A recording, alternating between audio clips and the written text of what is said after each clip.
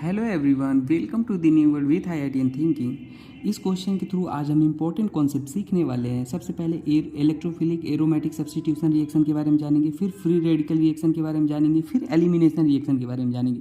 3 reagent हैं, 3 type की reaction है इस क्वेश्चन में, जो कि जेईई मेंस में पूछा गया है।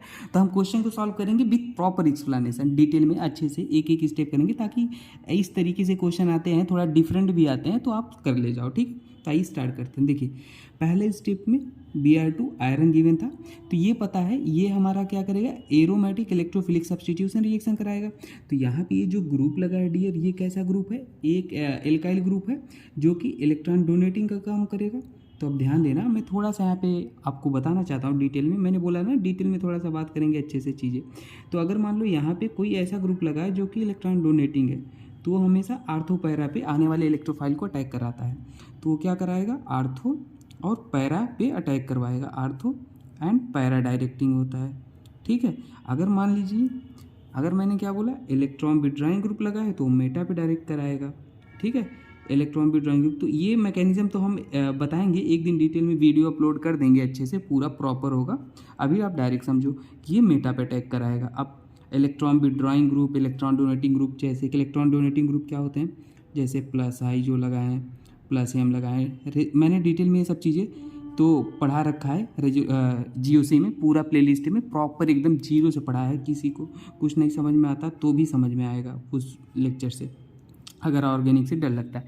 तो ये सारे ग्रुप होते हैं। ठीक है, तो अब देखो, अब यहाँ पे हमारा Br2 है, ये इलेक्ट्रॉन डोनेटिंग ग्रुप है, एल्काइल तो इलेक्ट्रॉन डोनेटिंग होता है। देखो, इसका आर्थो ये है और क्या है, मेटा ये है और पैरा ये है। तो ये क्या करेगा, मेजर प्रोडक्ट बनाना है दोस्तों, मेजर ही को ही हम मान के चलते हैं। तो यहाँ पे पैरा वाला मेजर बनेगा। कोई कहेगा सर आर्थो, आर्थो वाला भी बनेगा, लेकिन वो क्या होगा, कम बनेगा। देखो, आर्थो वाला भी बनेगा, लेकिन आर्थो वाला क्योंकि यहाँ Pr अगर जोड़ेंगे तो वो स्टेरिक क्रिएट करेगा, जिसके कारण थोड़ा कम स्टेबल होगा। तो ये पैरा वाला ना ज़्यादा मेजर प्रोडक्ट बनेगा, तो यहाँ पे अटैक करेगा। ठीक है, अब देखो अगली स्टेप में हमारा क्या गिवन था, अगली स्टेप में हमारा Cl2 और हाई टेम्परेचर गिवन था, H/μ लिख देते हैं। ठीक है ना, तो देखो यहाँ पे क्या करेगा, ये Cl जाके उस पोजीशन पे जुड़ेगा जहाँ पे मोस्ट स्टेबल फ्री रेडिकल बनेगा। तो देखो, मोस्ट स्टेबल फ्री रेडिकल कहाँ बनेगा, अगर यहाँ का हम बॉन्ड क्लीवेज कराएंगे, दिख रहा है, देखो अगर यहाँ पे रेडिकल बनाएंगे, जहाँ पे हाइड्रोजन है वहीं पे देखना, ये यहाँ पे है ना हाइड्रोजन, समझ रहे हो ना, CH2 है और यहाँ पे CH3 है। तो यहाँ पे रेडिकल बनाओगे तो ये रेडिकल रेजोनेंस में यहाँ पे पार्टिसिपेट कर लेगा, ये बेंजीन के साथ रेजोनेंस में पार्टिसिपेट कर लेगा। और यहाँ रेडिकल बनाओगे तो वो तो 1 डिग्री भी होगा।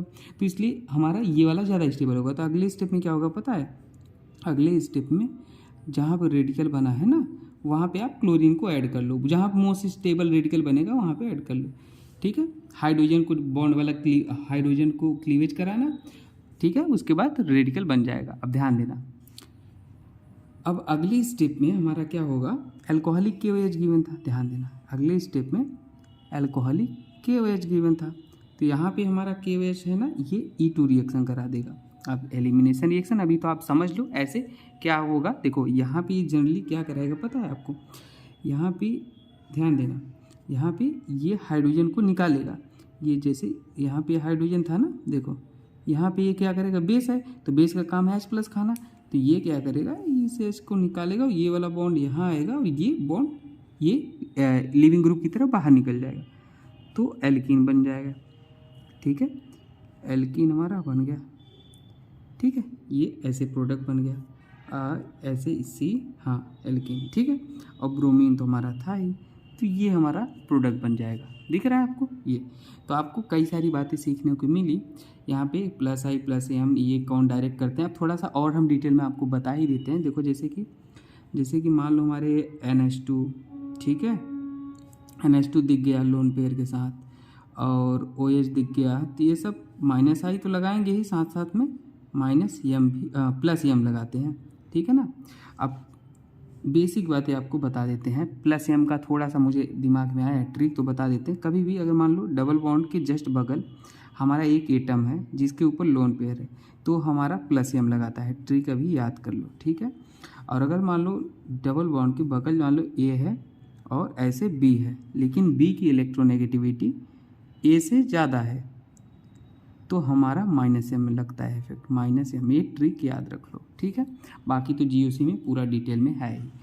तो ये क्वेश्चन से अगर कुछ डाउट होता है तो आप कमेंट सेक्शन में पूछ लेना। बाकी मिलते हैं नेक्स्ट वीडियो में। और दोस्तों मैंने प्लेलिस्ट में पूरा ऑप्टिकल आइसोमेरिज्म बेहतरीन तरीके से पढ़ा रखा है। 26 मिनट की वीडियो में सारी चीज़ें हैं विथ प्रॉपर एग्जांपल, सब कुछ टू दी पॉइंट चीज़ें, आपका कोई क्वेश्चन नहीं रुकेगा। तो आप देख लेना, मैंने स्टेबिलिटी ऑफ कन्फर्मर्स पढ़ाया है पूरा, इंक्लूडिंग एक्सेप्शन, सारी चीज़ें हैं, आप वो भी देख लेना। और कुछ डाउट होता है कमेंट सेक्शन में पूछ लेना। ओके दोस्तों, थैंक यू।